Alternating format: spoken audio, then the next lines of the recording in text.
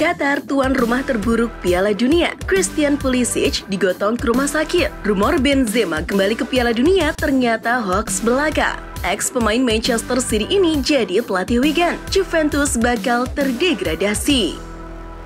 Halo football lovers, kembali lagi di Starting 11 News. Rangkaian berita seputar dunia sepak bola sudah siap kami sajikan spesial untuk Anda.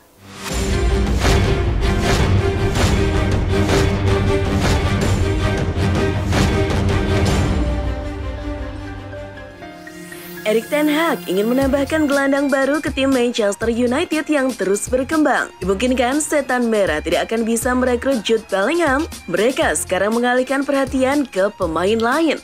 United sekarang akan mengalihkan perhatian mereka ke Brighton dan gelandang Ekuador Moises Caicedo. Gelandang berbakat itu telah membuktikan kemampuannya di Brighton dan juga diminati Liverpool.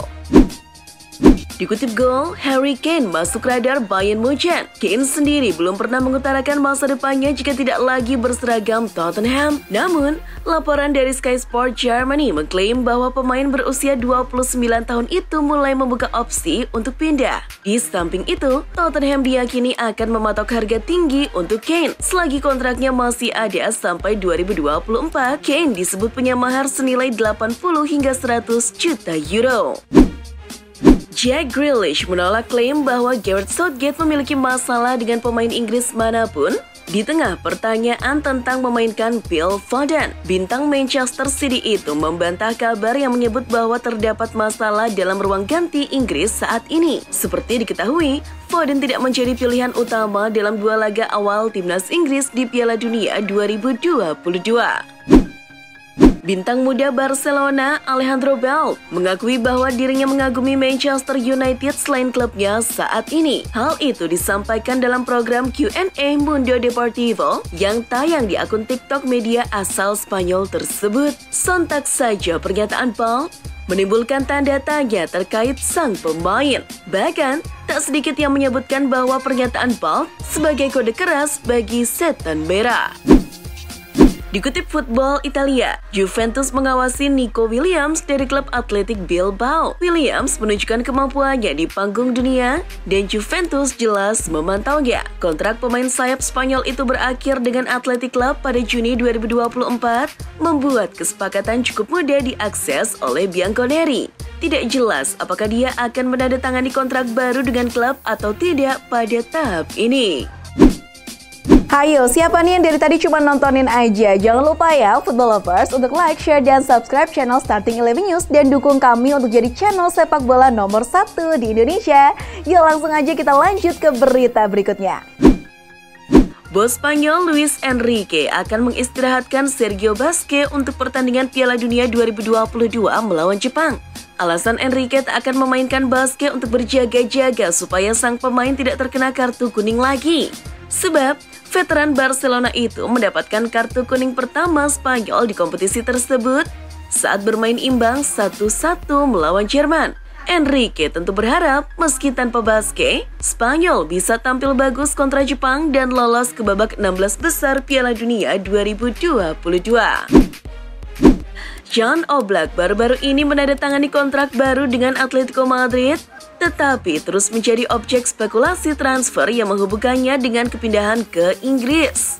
Spurs sedang mencari pengganti nomor 1 saat ini, Hugo Lloris, yang kontraknya habis pada 2024. Supaya bisa merekrut Oblak, Spurs harus bersaing dengan Manchester United yang tampaknya juga sedang mencari pengganti David De Gea. Pelatih Belanda, Louis van Gaal, menekankan keyakinannya bahwa Belanda dapat memenangkan Piala Dunia Qatar dan pantas mendapatkan rasa hormat. Saya tidak pernah mengatakan kami akan menjadi juara dunia. Saya mengatakan kami bisa menjadi seperti itu, bahwa kami memiliki peluang dan para pemain juga yakin akan hal itu, ucap Van Gaal. Legenda sepak bola Brasil, Ronaldo, mengirimkan dukungan kepada Neymar yang baru saja mengalami cedera ankle. Ronaldo mengaku ia sangat mengagumi Neymar. Begitu juga sebagian besar pendukung Brasil. Ronaldo lantas mengaku prihatin melihat sikap sebagian fans Brasil yang justru mencemooh Neymar sendiri. Bahkan, mereka juga merayakan cederanya pemain PSG tersebut. Terakhir, Ronaldo berharap Neymar agar bisa cepat pulih. Seorang fans Brasil meniru jadi Neymar Junior. Dia berada dekat tribun penonton. Pria tersebut sangat mirip dengan Neymar sehingga membuat para fans berteriak dan mengelilingi pria tersebut. Tak sedikit supporter yang mengeluarkan ponsel untuk berselfie dengan sosok yang mirip dengan Neymar itu. Sayangnya, mereka tertipu. Sosok pria tersebut hanyalah Neymar palsu yang berdandan mirip striker Brasil. Faktanya, Neymar Junior tak berada di Stadion 974, tempat digelarnya laga Brasil versus Swiss.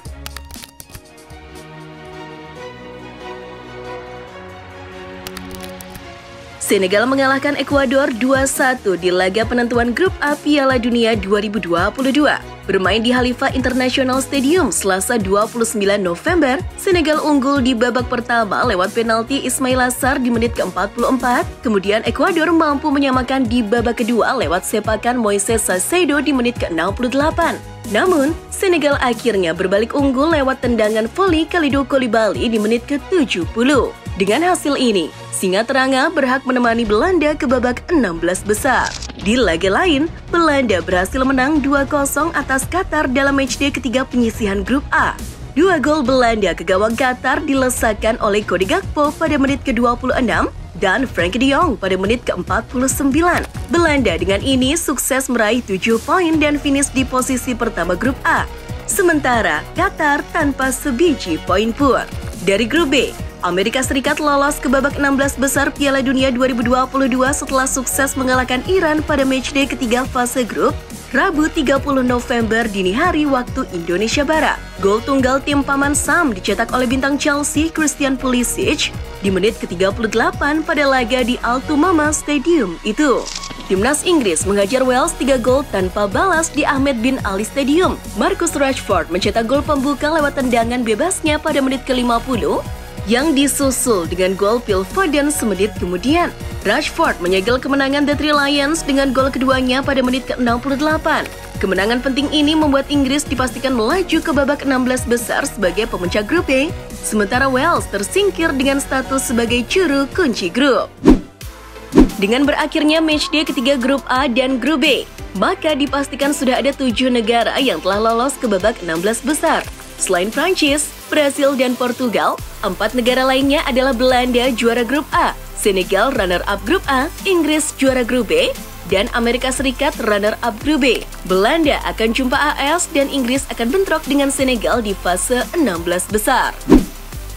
Christian Pulisic membantu Amerika Serikat atasi Iran. Pada prosesnya saat cetak gol, ia bertabrakan dengan kiper Iran yang membuatnya cedera dan pada akhirnya harus dilarikan ke rumah sakit untuk mendapatkan perawatan lebih lanjut. Pulisic mengeluh pusing dan cedera perut, tapi lewat Instagram, Pulisic memberi kabar baik soal cedera yang dialaminya. Pemain berusia 24 tahun itu memberi tanda bahwa tidak ada hal yang buruk dari benturan yang didapat.